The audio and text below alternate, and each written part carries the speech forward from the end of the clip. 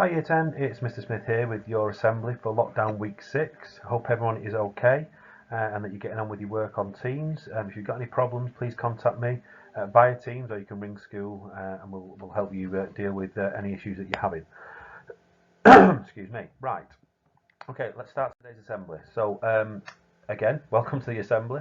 The theme for this week is how we can be heroes and how to stay safer online. So we'll come on to that in a little moment. Just a few notices before we start. The first one regarding our virtual library, and obviously, you know, we do have an issue being able to get books, physical books from a library at the moment, or from the school library, because you know the majority of you are not in the building. But we do have the virtual library if you want to read some books. So you can get online vlebooks.com and then follow the instructions on the screen. So you can pause this at any time and help that, you know, get yourself to do that. Otherwise, you can go and look at the newsletter that will be attached when I'll send it out through Teams later today. There are various websites through the different councils, Oldham, Tameside, Greater Manchester and the Oak National Academy, where you can access lots of books online. So if you're into reading, you want to give it a go, then please get yourself online and get yourself some reading done. There is an art and English competition for you to get involved in. Again, this is all advertised in the newsletter. The deadline is this Friday, the 12th of Feb, so get your entries into Miss Pass and Miss Hall. Miss Pass for the English and Miss Hall for the art element of the competition. Also, science competition for this week, week 4, so the 4th one. Watch the David Attenborough Perfect Planet programme through the iPlayer. And then answer the questions on the quiz link. Again, it's all detailed in the newsletter that will be coming out to you. So this week is Safer Internet Week. Again, we've advertised this in the newsletters. The actual Safer Internet Day is Tuesday the 9th. There is a link to an assembly on this PowerPoint now that you're watching, but also that's again in the newsletter, so you can click on that on the newsletter, have a little look at it, and then there is a competition, a house competition, where you can create a poster to promote the safe use of internet. So you can either do that electronically or on paper as part of the house competition, and submit it to your PSHCCE teacher. If you haven't got one of those, which we won't have in year 10, then submit it to your form tutor or send it to me on Teams by next Friday, and then Mr Wilson will have a look and judge the winner.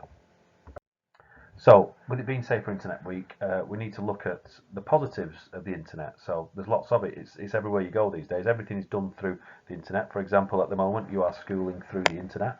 So, there's lots of it, and you can get it through different devices.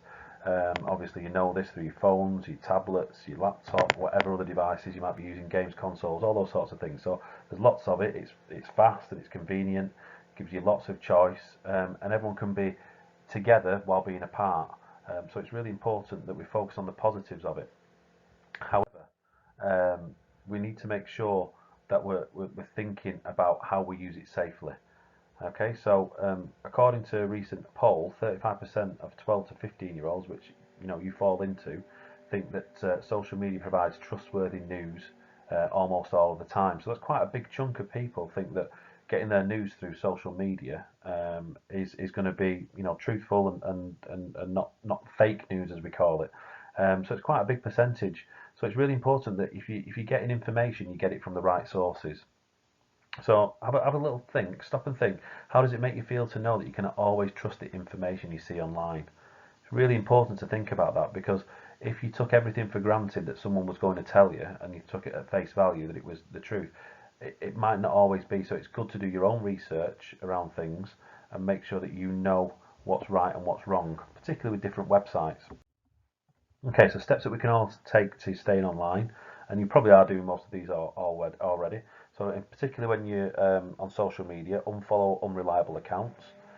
So if you don't know them, or they're not confirmed as reliable accounts and actual accounts, then unfollow them.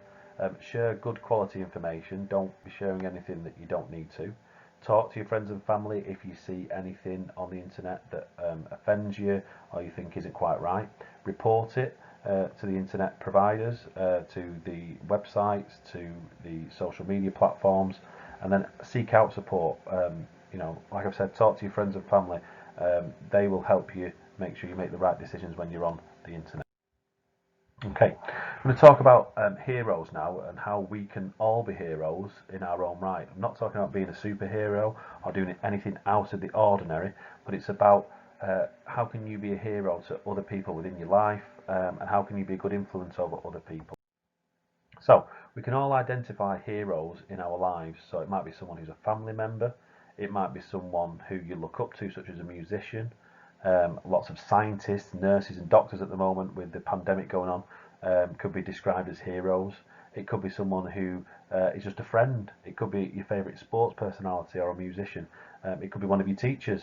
And obviously, we can identify superheroes as superheroes. But heroes aren't necessarily people with special powers.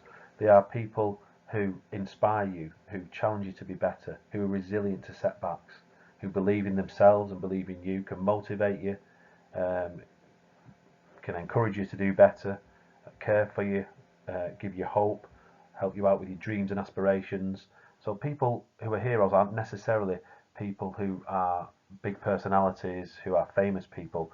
It's about people who give you this sort of encouragement that can also be considered heroes. Now, for me, one of the heroes, particularly over the recent times, has been Captain Sir Tom Moore. A real inspiration to a lot of people through what he did in terms of raising money for the NHS during the first lockdown of the pandemic. He was acknowledged for his efforts by the Queen, but he was already a hero before he did any of this fundraising activity as he reached 100 years old. And sadly, obviously, he has now passed away with COVID. But again, he was already a hero because he was a part of the British Army during the Second World War. And he risked his life, along with many others, to ensure that we had the best possible life in the future. And he showed lots and lots of determination and resilience to to battle through his early life, but also when he was fundraising at the last days of his life. Really, he kept going and kept wanting to contribute to society and contribute to helping other people. So for me, that's essentially what a hero is: someone who will contribute, someone who will help, and someone who will look out for others before themselves. So there are many people, like I say, who motivate us through unselfish actions, and I think that's one of the things that heroes tend to be, is unselfish. Giving time, giving effort, raising money, whatever it may be. A hero is someone who will help out and give their all for a cause. What sort of hero you could be, or what sort of hero are you going to be? Are you going to be someone who sits back and lets other people get on with it, or are you going to actually get involved? It might just be helping your friends when we get back in school with the schoolwork. It might be helping your parents, keep the house clean, going to the supermarket and helping them do some shopping. Those sorts of things, just little gestures, make you a hero to someone else. When someone's going through a tough time, you're going to be there for them. Are you there to be a shoulder to cry on, to help them out?